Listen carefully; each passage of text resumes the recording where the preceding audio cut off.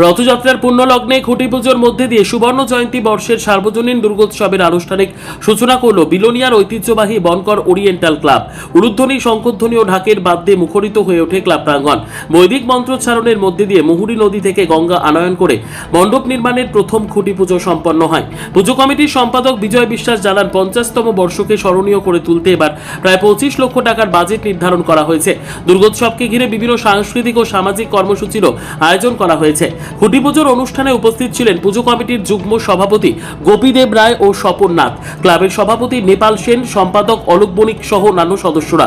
দীর্ঘ 5 দশক ধরে বনকর ওরিয়েন্টাল ক্লাবের দুর্গোৎসব বিলোনিয়ার অন্যতম আকর্ষণ। উদ্যোক্তাদের আশা, সুবর্ণ জয়ন্তী বর্ষের এই আয়োজন ঐতিহ্য ও আভিজাত্যের দিক থেকে এবারেও দর্শনার্থীদের বিশেষভাবে আকৃষ্ট করবে। ওরিয়েন্টাল ক্লাবের পক্ষ থেকে আজকে রথযাত্রার অনেক অনেক প্রীতি ও শুভেচ্ছা।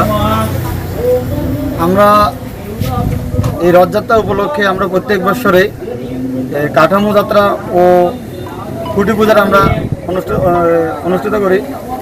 যে উপলক্ষে আমরা আজকে যে খুঁটি পূজার আয়োজন করছি, আমাদের এটা 50তম দুর্গা উৎসব। এই 50তম দুর্গা উৎসবকে কেন্দ্র করে আমরা অনেক আয়োজন আছে। আমরা ধীরে ধীরে আপনাদেরকে আমরা অবগত করব। ক্লাব প্রেসিডেন্ট আছেন, পূজা কমিটির প্রেসিডেন্ট আছেন, পূজা সেক্রেটারি, ক্লাব সেক্রেটারি আছেন। তো আমি সবার তরফ থেকে আমি বলছি যে আমরা প্রত্যেক বছরে ভিন্ন কিছু করার চেষ্টা করে থাকি। এই বছরও তারও ব্যতিক্রম নয়। পুজো তো এই মূর্তি, প্যান্ডেল, লাইট এবছরও কলকাতার। গত বছরের থেকে এই বছর আরও অনেক বেশি আমরা বাজেটের পুজো করতে যাচ্ছি। আমাদের বাজেট ন্যূনতম 25 লাখ টাকা।